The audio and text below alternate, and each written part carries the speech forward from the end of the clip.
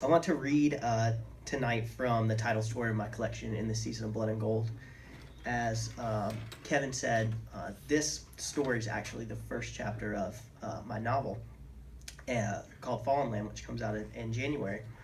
And it's actually based on a song, one of my favorite songs of all time. It's called When First Unto This Country, a Stranger I Came.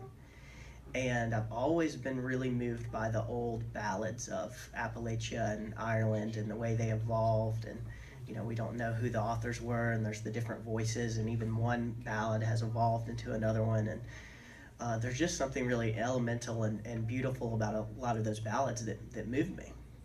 And I would like to have played them as a musician, but I have zero musical talent.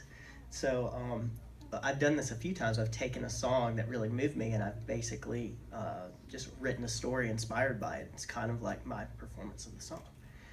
And so in this song, it's a very simple plot. A boy steals a colonel's horse to go after this girl he loves, and it does not turn out that well for him.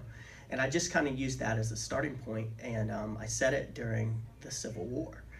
But growing up, I grew up in Georgia, and I knew kids who could rattle off all the big battles of the war and what year they were and who won, and I was never as interested in all that for some reason. But as time went on and I started to learn more about the outskirts of the war and the partisan fighting that was going on, and the guerrillas, and especially the mountains in western North Carolina and Virginia and eastern Tennessee, where loyalties were so fractured, and there was a lot of when we talk about brother against brother, that's where a lot of that was really going on, and this feeling that danger was all around, and that was something I try to get into the story.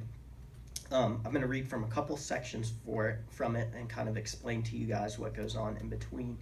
But the basic gist is that this young boy who's 14, 15 years old has fallen in with this band of guerrilla fighters who have really just become this roving band of outlaws, and they're pretty bad men, and he is I think struggling a little bit to whether he's going to go in their direction or not. It's called In the Season of Blood and Gold. Pale light crept into the black stanchions of pine, the ashen ground, the red center of dying coals. The camped men rose silent and broke the bread of old pillage, hard as stone, between blackened fingers. One of their number looked at his own. Soot and powder, ash and dirt, neat crescents accrued underneath his nails, trim and black, like he tried to dig himself out of a hole in the ground, or into one. Some of the others chewed loudly, bread dry and dry mouths. No tins rattled. There was no coffee, not for some days. The boy wanted always to talk in this quiet of early morning, to speak something into the silence that uncoupled them from the close pallet of slumber, that assembled them into the crooked line of horsemen. No colors among the trees, no badges, no uniforms. He wanted to ask what quietude might